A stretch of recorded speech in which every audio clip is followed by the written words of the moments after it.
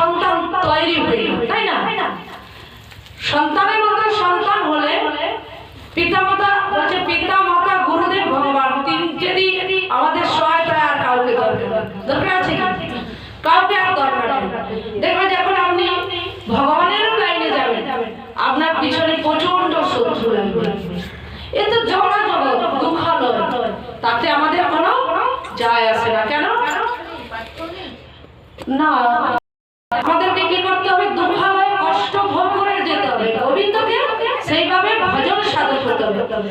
আমরা কিন্তু বুঝতে পারছি, রোজ যে সকাল হচ্ছে, শুধু আমি পুরো জগৎটা নয়, আমার শুধু যদি পরিবারটাকে নেওয়া হয়, তাতেও যদি আমরা গভীরে যাই, তাতে আমরা চিনতে পারি।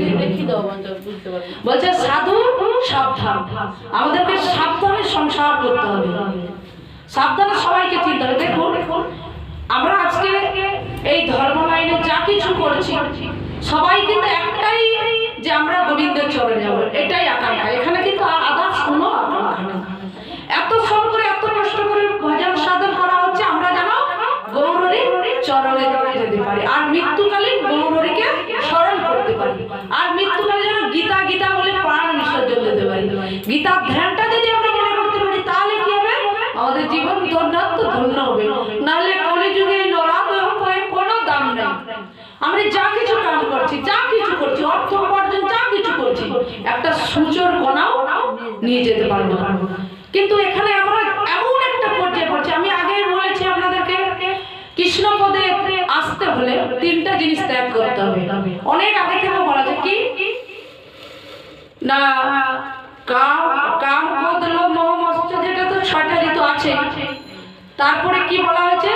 যে লজ্জা, ঘৃণা, ভয়। এই তিনটা জিনিস যদি থাকে, সে কিন্তু গোবিন্দ পাবে।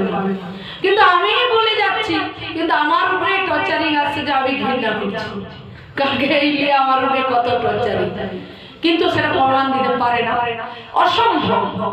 আমি তো গুরুদেবের চরণে সবসময় ঠাই গোবিন্দ, এমন কোনো আমার দৃঢ় বিশ্বাস, আমি কারোর প্রতি কোনোদিন যেন নয় বাক্যতে, কায় বাক্যতে অপরাধ করতে পারি, যেন আমাকে সকল ভক্তরা সেইভাবে আশীর্বাদ দেন, আর আমার গুরুদেবের যেন সেই আশীর্বাদ আমার মৃত্যুদিন পর্যন্ত থাকে। কিন্তু করলে কি হবে? আমাদের পিছনে লাগলে কি হবে? আমরা যদি ঠিক থাকি, মেরুদণ্ড যদি ঠিক থাকে, কোনোদিন আমরা ভাঙবো না। যতই ভক্ত ভেঙে যাক, চলে যাক, কোনো আমাদের যায় আসে না। কেন? আমরা তো জানি আমার নিজের জন্য আমি হরিবাসরে আসছি নাকি নিতাই বাবু, আমি আমার নিজের জন্য সঞ্চয় করছি, তাই না? নিজে উদ্ধার করতে। কে কি বললো, কে কি করলো, আমাদের কোনো জানার প্রয়োজন নেই। আর এমন ভক্ত, সে কতটা নিষ্ঠাবান যে তার নিজে মানে মাতাজিকে তার জিজ্ঞাসা করার ক্ষমতা নেই, সে স্টপিং হয়ে যায়। কারণ দেখুন, এখানে অবিশ্বাস।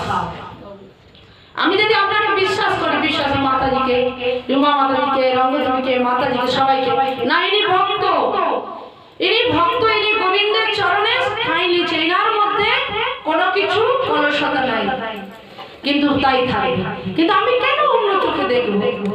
আমার মধ্যে সেই ভাবটা কেন আসবে? উনি ভক্ত, আমি ওনাকে সেইভাবেই সম্বোধন করবো। এটাই আমাদের কি ভক্ত, এটা হচ্ছে আচরণ। তিনা